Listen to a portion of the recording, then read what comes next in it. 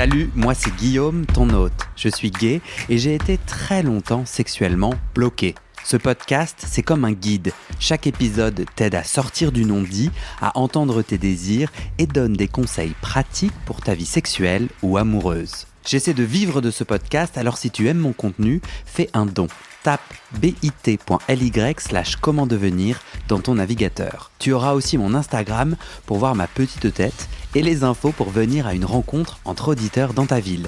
Allez, place à ton épisode, bonne écoute. Vous êtes plus de 230 auditeurs-auditrices à avoir voté pour les prochains sujets du podcast. Tic-tac, tic-tac, je ferme le sondage dans 24 heures et si tu entends ce message, c'est qu'il est encore temps de voter. Sur le sondage, je te propose 20 sujets et toi tu mets 0 à 5 étoiles selon ton intérêt. Ça prend moins d'une minute, tu tapes bit.ly/comment devenir dans ton navigateur et en plus, il y a une surprise à la fin. Bon vote! Salut les amis, c'est Guillaume, le podcasteur. Bon, il y a quelques jours, j'ai reçu ce texto d'un amant. Salut mon beau, j'espère que tu vas bien. Je voulais te dire que je viens de faire un check-up pour prendre la PrEP et il se trouve que j'ai une infection gonorrhée au niveau de la gorge. Dans le doute, n'hésite pas à faire des tests dans quelques jours, sorry. Alors j'avoue au début, je me suis dit « Ah, fais chier, j'ai pas envie de gérer ça, ça m'a saoulé ». Bon, après, je me suis dit « Ah, c'est cool, j'aime bien qu'ils prennent soin, en fait, qu'ils m'envoient ce texto. » Je me suis senti respecté, je me suis dit « Ah, il est malin, amant validé. » Bon, ensuite, je me suis dit « Mais je suis censé faire quoi là ? Est-ce que je vais direct me faire tester ? » Moi, j'avais pas de symptômes et j'ai lu quelque part qu'un test trop rapide peut revenir négatif parce qu'en fait, l'infection n'a pas eu le temps de se développer dans mon corps. Autre question, est-ce que je peux continuer à faire du sexe ou pas ? Parce que j'avais un plan cul planifié dans la journée. Donc je me dis, est-ce que j'annule direct ou est-ce que en fait non ? Et puis comment je fais un test rapidement ? Attends, est-ce que j'appelle ma médecin ? Est-ce que je prends rendez-vous ? Est-ce que je vais directement au laboratoire ? Bon, plein de questions comme ça. Et je les mets en messages vocaux, au docteur Thomas Grudenwald, spécialisé en santé sexuelle. Tu l'as déjà entendu sur ce podcast. Je te conseille vivement, bien entendu, d'écouter les épisodes avec Thomas sur le lavement, la sodomie ou la PrEP par exemple. Bon, Thomas m'a répondu, il est super sympa. Et j'imagine que si moi je me pose ces questions, peut-être que d'autres qui écoutent le podcast aussi. Alors j'ai décidé, avec l'accord de Thomas bien sûr, de publier nos échanges de messages vocaux où il répond à toutes mes questions. Écoute bien jusqu'à la fin parce qu'il donne une super astuce à la toute fin que j'applique maintenant grâce à lui pour simplifier mon processus de dépistage. Bonne écoute. Coucou Thomas.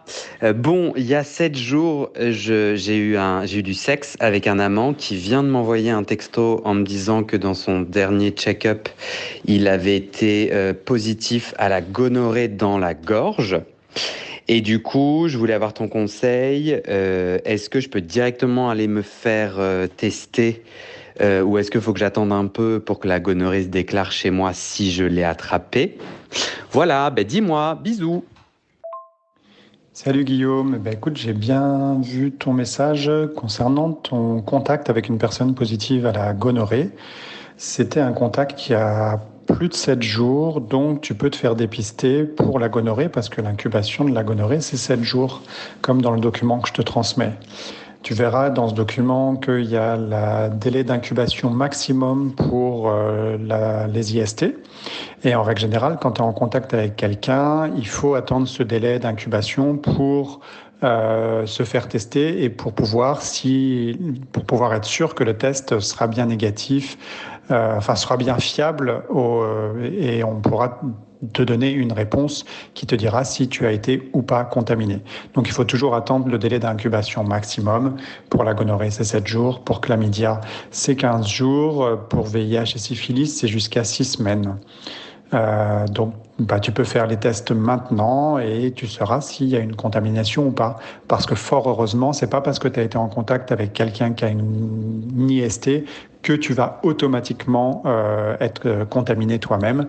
Donc c'est toujours valable de faire un test avant de faire un traitement, sauf si tu as des symptômes. Si tu as des symptômes, là, il est légitime de faire le test et dans la foulée de faire un traitement probabiliste, c'est-à-dire on traite en probabilité l'IST que tu estimes avoir contracté.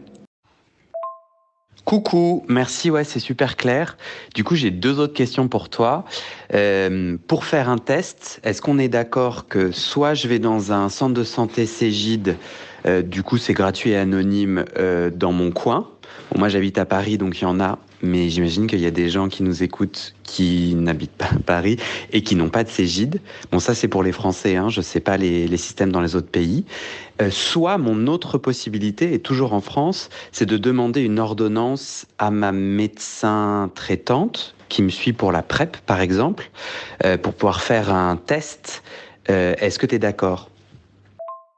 Et ma deuxième question, c'est est-ce que tu me recommandes d'arrêter totalement le sexe jusqu'à avoir mes résultats ou pas ? Tu vois, notamment, je me demandais, mon amant, il m'a indiqué que sa gonorrhée positive, c'est dans la gorge. Dans quelle mesure, alors, moi, ça peut être aussi dans la gorge, et donc, en fait, je suis safe sur les autres parties de mon corps, tu vois ? Ou est-ce que ça marche pas du tout comme ça ?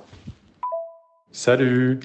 Écoute, tu me demandes comment faire pour faire un test de dépistage, des tests de dépistage. Pour moi, le plus simple, c'est de se rendre chez un médecin généraliste, n'importe lequel, ou ton médecin traitant, ou de rencontrer un médecin généraliste en visio. Et là, il y a des plateformes qui te permettent d'avoir des consultations assez rapidement.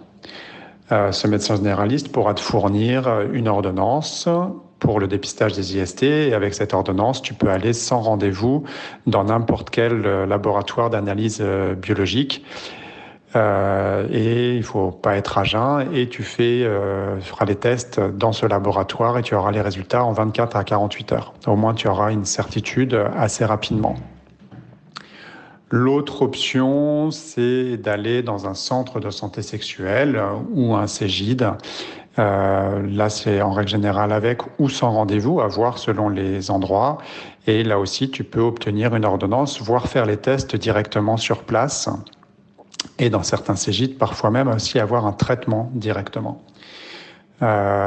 Si nécessaire, dans les Cégides, c'est possible que ce soit gratuit ou c'est possible que ce soit même anonyme. Mais à savoir que si tu fais ça avec ton médecin généraliste dans un laboratoire et que tu as une sécurité sociale et mutuelle, ce sera aussi totalement gratuit finalement pour toi. Enfin, si tu veux juste faire une sérologie VIH, c'est possible d'aller dans n'importe quel laboratoire en France, sans rendez-vous, sans ordonnance, et uniquement avec ta carte vitale. Et là, tu pourras faire une sérologie VIH et c'est totalement pris en charge. Ensuite, tu me parles des rapports sexuels quand on a une IST ou une suspicion d'IST. Bon, si on veut être clair avec nous-mêmes et se protéger les uns les autres, quand on a une IST ou une suspicion d'IST, on n'a pas de rapport sexuel. C'est ce qui va permettre de casser les chaînes de transmission et potentiellement de diminuer le nombre d'IST qui circulent dans la communauté entre les hommes qui auront des rapports sexuels avec des hommes. Mais si malgré tout tu souhaites avoir des rapports sexuels, eh ben, il faut protéger le site contaminé. En l'occurrence, ton partenaire, il a une gono dans la gorge. Donc, a priori, peut-être qu'il t'a fait une fellation et dans ce cas-là, toi, tu peux avoir la gono au niveau urinaire. Peut-être qu'il t'a bouffé le cul et dans ce cas-là, tu peux avoir une gono au niveau anal. Si tu veux avoir des rapports de ce type-là, bah, il faut protéger les zones qui peuvent avoir été contaminées par des préservatifs pour toutes les pratiques. Ouais, top, c'est clair. Alors moi, ma médecin généraliste, elle n'est pas disponible assez rapidement. Tu es d'accord que n'importe quel médecin peut me faire une prescription et même mon ou ma médecin généraliste peut, sans avoir à me consulter, puisque j'ai mon amant qui m'a dit qu'il était positif, il ou elle peut me faire une ordonnance pour que j'aille directement faire le test. T'es d'accord que j'ai pas besoin d'aller forcément chez mon médecin généraliste? Chou, tout travail mérite salaire. Alors certes, ce n'est qu'un bout de papier sur lequel elle va indiquer les prélèvements à faire, et quand, comment, quoi les faire. Et ça va lui prendre peu de temps, mais c'est quand même un travail.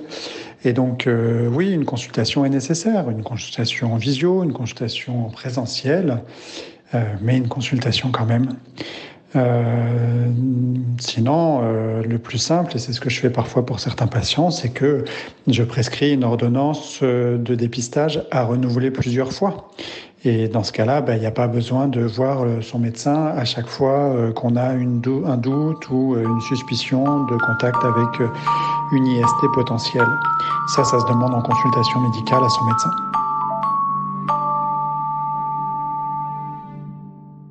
Et c'est la fin de cet épisode. Il y a plus de 130 épisodes à découvrir sur ce podcast. Ça fait beaucoup, alors je t'ai rangé les épisodes par thème. Conseils sur la sodomie pour ne plus avoir mal ou comment bien faire son lavement. Le BDSM, la bisexualité, couple ouvert ou exclusif, le racisme, le polyamour, etc. etc. C'est génial et c'est sur le site du podcast. Tu tapes bit.ly/comment devenir dans ton navigateur. Ah, une dernière chose, ne t'en va pas, si tu aimes mon contenu et que tu veux que ça continue mais tu ne peux pas devenir un des 400 en me soutenant financièrement, tu peux m'aider en quelques clics. Écoute bien, il te suffit de cliquer sur s'abonner ou suivre sur la page du podcast dans ton app d'écoute et de mettre 5 étoiles. Ces petits clics qui te prennent 5 secondes, ça fait vraiment une grosse différence pour le futur du podcast. L'algorithme se met à pousser automatiquement le podcast à plus de gens. Ça me permet alors de trouver les prochains témoignages et des potentiels futurs donateurs, donatrices. Et j'ai pas beaucoup de temps pour arriver à l'équilibre financier. Tant que j'ai pas trouvé 400 personnes qui donnent chaque mois, je dois utiliser mes économies et ça ne va pas pouvoir durer. D'ailleurs, pour devenir un ou une des 400 et faire un don pour que le podcast continue, va sur le site du podcast. C'est toujours le même lien, bit.ly/comment devenir. Merci pour ton aide et à très bientôt dans tes oreilles.